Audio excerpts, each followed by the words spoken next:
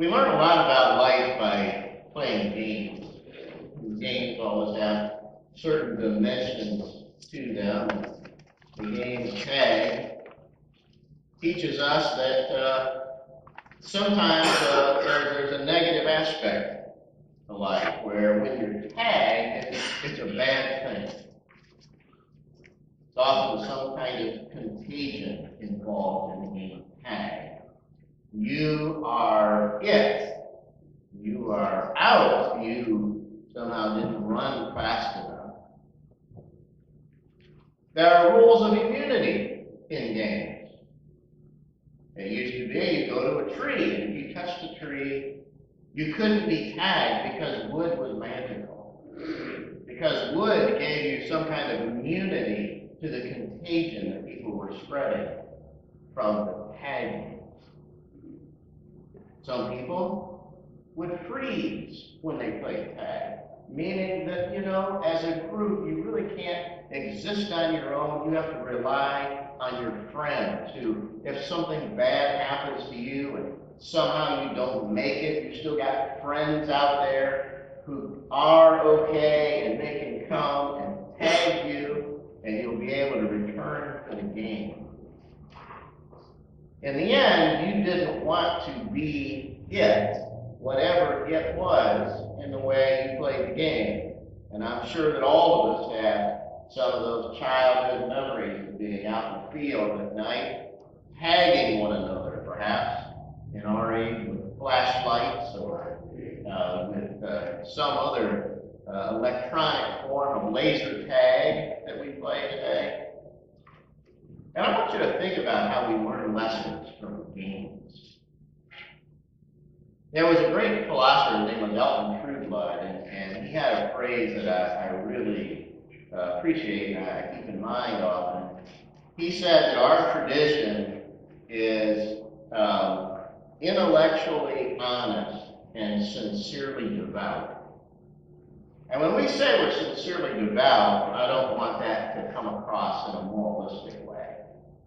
We're sincerely devout in that we are engaged in our faith. We're engaged in the things that are important in life.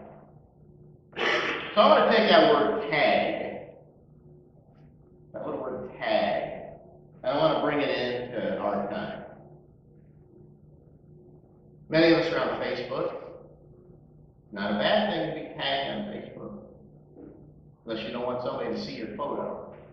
You want somebody to see a photo that maybe you don't quite like yourself. But to be tagged means that you were in a photo.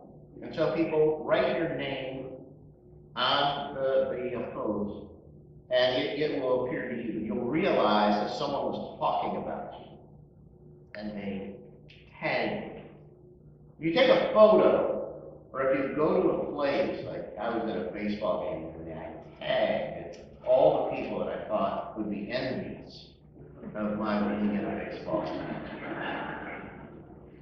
And that's a good thing, because I thought about them. I wanted to connect with them so that later we could talk about that experience, and they would know that I had that experience. But kind of this old contagion idea of the game of tag, it's kind of changed in our time. It's kind of good if somebody tagged you, because you know they were thinking about you. They tagged your photo. We wouldn't have half the stuff we do when we project stuff if it wasn't for Facebook. Believe me, because people are tagged in photos. Well, the book of Romans is about Paul, written by Paul, probably the last thing he ever wrote. And he'd been tagged. Jesus tagged him when he was on the road to Damascus. Tagged him so hard he fell off his horse. Tagged him hard enough that he left his life of anxiety behind and became a new person. Jesus tagged Paul and gave him a challenge. And that challenge was to go out and to tag other people to understand how broad and how wide God's love is. And the life of the church is like the games we play. You invite people, you connect with people, you learn from people, and you send people out to play the game. Now I want to talk about today for just a moment a phenomenon that's going on. I'm not exactly sure why it's as popular as it is, but maybe it'll give us some insight in this idea of contagion. The Ice Bucket Challenge. Is there anybody here who's not heard of the Ice Bucket Challenge? There's some we have to explain. We have to explain the Ice Bucket Challenge. How many of you have done the Ice Bucket Challenge? Look at there. That's a pretty fair. I'd say maybe 1/3. You took the Ice Bucket Challenge. You've seen it on TV?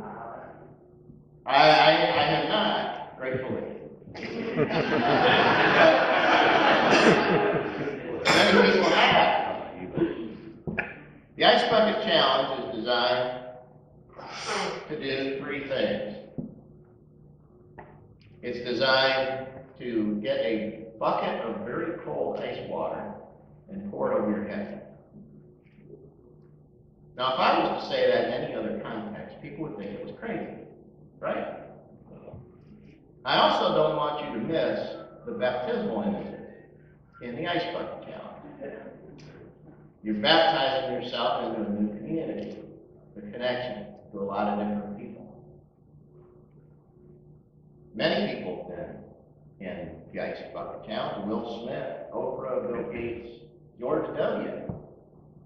Athletes from every level, high school students, senior citizens. It connects everybody.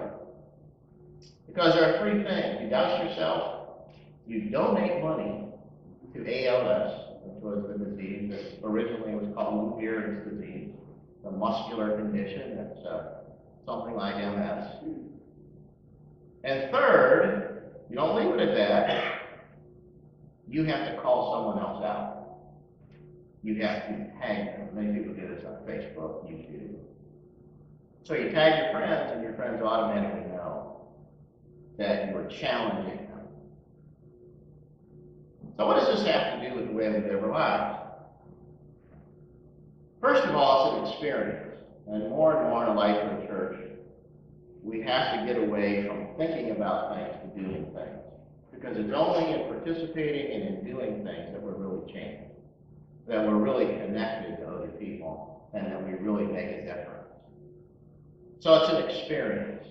People are hungry for experience. So we have to be about this process of sending people to do things and asking people, inviting people to be a part of God's love in the world. Second, it does good. It's about giving. Last time I checked, they had raised $110 million for ALS research. And I'm sure that's going to continue to increase. Another statistic I thought was interesting, that if you were over 40, 42% of the people contributed online. But people who are under 40, almost 100% came online. So we have to pay attention to that in the world that we live in today, that we're living virtual lives, that everything that we do is shared in the world. So anything that we do off by ourselves won't be caught by nearly 50% of the people.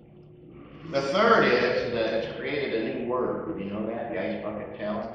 It's created a new word. That's a new word for people who won't do it like me. It's called slacktivism, which is the difference of activism. See, slacktivism is if you see a post and you agree with it, you click like, and that's all you do. You don't really get involved in it. You don't really get engaged. You don't really connect with people. It's called slacktivism. Now, one of the great things about this Ice Bucket Challenge is that it educates people. And very often there are videos connected to it, or personal stories of someone who suffered the loss of a loved one because of ALS. And so you're not just tagged so that you do something good, you're tagged so that you're discipled. You're tagged so that you get a fuller experience of life. And so as you're calling people out, you're also calling them to learn and to become more aware. Fourth, that it's always about personal participation, just like the church. Personal participation. And it's a feedback loop. One person dumps water on their head and they tag 3 people. Those 3 people dump water on their head and they call out several people. So the Ice Bucket Challenge kind of gives us a window to see what Paul meant by the church. And I can hear Paul saying in this passage today to these people in Rome, tag, you're it. Go out and continue to love other people.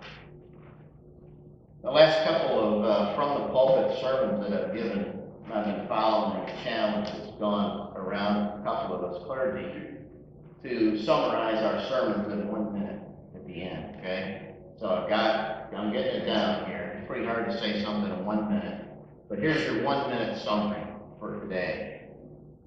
Any good thing in human history that has happened, it has happened because a large number of people connected with one another. God's love tags us. The church has often been accused of being organized religion, but in reality, the church is organized compassion. Jesus tagged Paul and changed his life. Paul was delivered from his anxieties. He was delivered from his anger and his pain. Paul tagged everyone he could find because he wanted them to have the same experience that he had. And someone, somewhere, somehow tagged you. And they turned you on to God's mission in the world. And they challenged you to fully live in the love of God. So we, in the church, invite, we connect, we disciple, and we send people. This week, many of our members, and we thank you for your wonderful response, will be at the fair, sharing with others the difference that their faith makes in their lives and encouraging people to dump water over their head. Paul said very simply, the only obligation you have is to love one another. Love other people as well as you do yourself. Paul ran out and he tagged everyone he could find. For Paul, Jesus' love was for God lived on. His life connected people. Paul's words echoed through the ages and tagged people in all kinds of places and all kinds of conditions. God's love is on the move. God's love is on a mission in the world, and you are it. So go out